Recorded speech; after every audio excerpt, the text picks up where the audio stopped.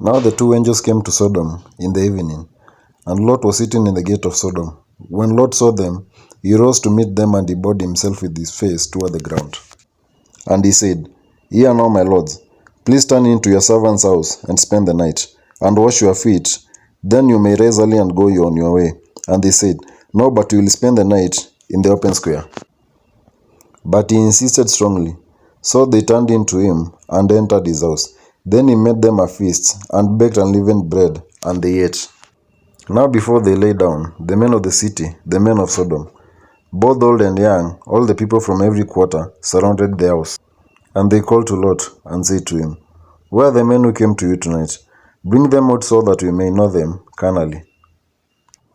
So Lot went out to them through the door, shut the door behind him, and said, Please, my brethren, do not do so wickedly. See now, I have two daughters, who have not known a man. Please, let me bring them out to you, and you may do to them as you wish. Only do nothing to these men, since this is the reason why they came under the shadow of my roof. And they said, Stand back. Then they said, This one came in to stay here, and he keeps acting as a judge. Now we will deal worse with you than with them. So they pressed against the man Lot, and came near to break the door. But the men reached out their hands, and pulled Lot into the house with them, and shut the door. And they struck the men who were at the doorway of the house with a blindness, both small and great, so they became weary, trying to find the door. Then the men said to Lot, Have you anyone else here? Son-in-law, your sons, your daughters, and whomever you have in the city, take them out of this place.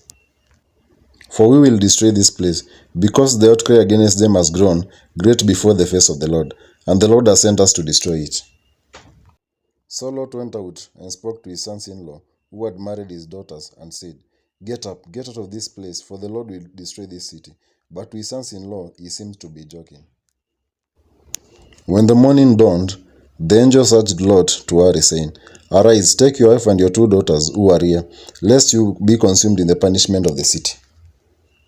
And while he lingered, the men took hold of his hand, his wife's sons, and the hands of his two daughters, the Lord being merciful to him, and they brought him out and set him outside the city.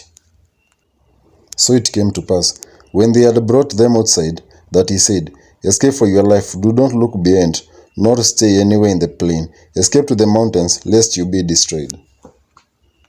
Then Lot said to them, Please, no, my lords. Indeed now your servant has found favor in your sight, and you have increased your mercy which you have shown me by saving my life. But I cannot escape to the mountains, lest some evil overtake me and I die. See now, this city is near enough to flee to, and it is a little one. Please let me escape. Is it not a little one? And my soul shall live.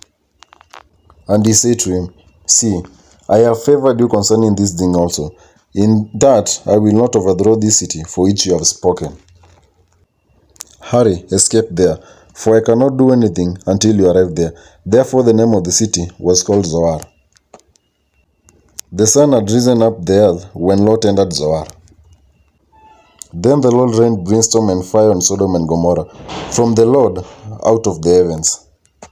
So he overthrew the cities, all the plain, all the inhabitants of the cities, and what grew on the ground. But his wife looked back behind him, and she became a pillar of salt. And Abraham went early in the morning to the place where he had stood before the Lord. Then he looked toward Sodom and Gomorrah, and toward all the land of the plain, and he saw, and behold, the smoke of the land which went up like a smoke of a furnace.